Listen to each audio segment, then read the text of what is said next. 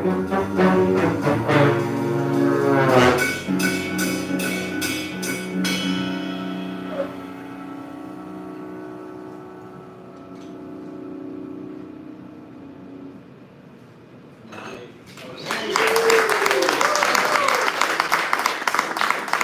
and gentlemen, mesdames et messieurs, Mike Fay on the trombone.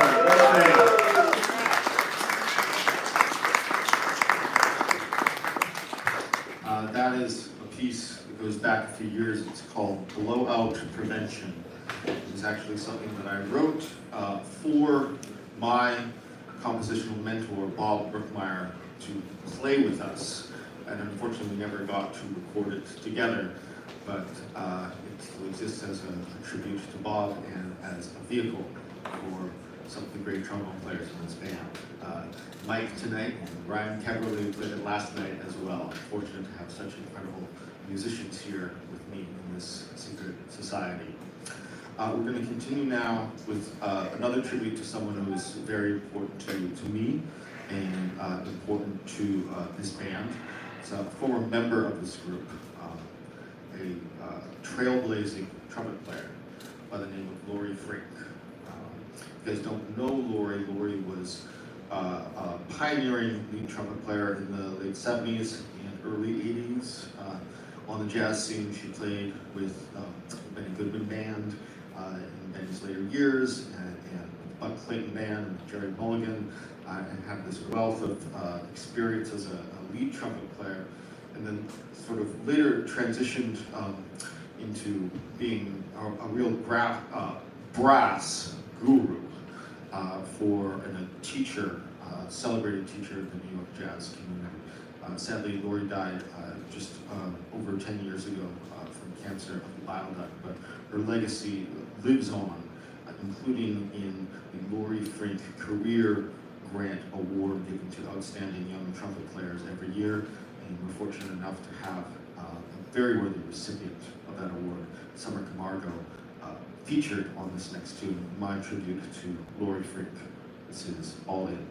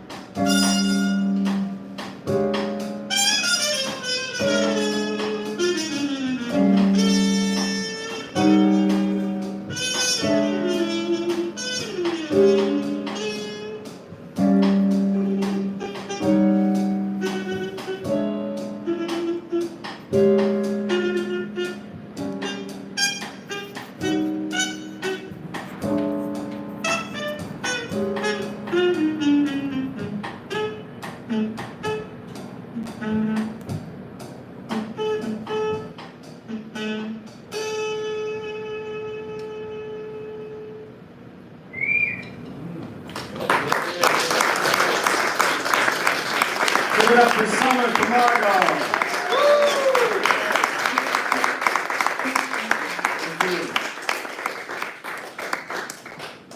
So there was this sort of wonderful documentary with live narration and a live band screened at Lincoln Center last weekend. It was not just any live band, it's Viola Tango. And it's a documentary called The Love Song of R. Buckminster Fuller. Did anyone see this? It was great. It's a really beautiful piece of documentary sound art with gorgeous music by Viola Tango, and a real great overview of the life of Bucky Fuller, who was this man who was born in 1875, sorry, 1895, not 75, 1895, so before the advent of powered flight, and then died in the 1980s. And through the course of his extraordinary life, he was instrumental in so many things, in sort of rethinking how design could work for the betterment of humanity. He was a real early proponent of wind power, wave power, and thinking of the Earth as a starship that we were all passengers on, and that we should probably take care of because there are no escape pods, despite what Elon Musk might want you to think. This is the only planet we have, and we need to be good custodians of it. So Bucky had all these designs that he labeled Dymaxion, which was a portmanteau of dynamic maximum tension. Also happens to be the title of our most recent release. And Bucky had all these Dymaxion inventions. He had a Dymaxion house, which was this round house suspended from an inner mast, so all the amenities were on the inside. And these beautiful sort of round windows all around. He had this Dymaxion projection map, which is actually a foldable map. Like you could have it flat, you could fold it up into kind of like for the kidney nerds out there, kind of like a D20. And then you can like unfold it and just lay it flat and see the world in a new way. In the film, you see there's this warehouse with it must be 50 feet ceilings and these bookshelves of notes and audio recordings and all of his thinking called the Dymaxion chronologue. He just wrote everything down for years and years and years. But the most famous Dymaxion is the Dymaxion car, which made its debut in 1933. There's actually, you can see a film strip of it, and it looks like there's a shot of Broadway, and you see all of these like Model T Fords, very square cars coming down. And then all of a sudden, there's this silver teardrop-shaped, three-wheeled vehicle, all streamlined, looking like it's driven straight out of a time machine, like this sort of Jetsons futuristic-looking car, but in 1933. It had 11 passengers, got 120 up to 120 miles an hour. Just this beautiful design. It had a periscope. It was three wheels, so it drove from the front and then steered it from the back like a boat. It really just completely upended anyone's conception of like what a car could be. Bucky envisioned eventually it would be able to fly and travel through the water like a boat. Just one problem, it was incredibly unsafe. And so in its a big unveiling at the 1933 Chicago World's Fair was actually involved in a fatal collision with another car that killed the driver of the Dymaxion car.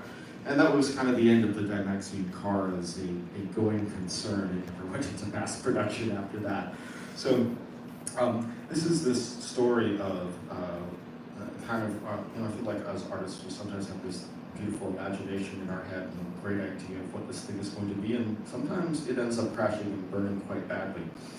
That's sort of what this tune is about. It's going to feature Colin Miraghi, all on baritone saxophone, and it's called Dymaxion.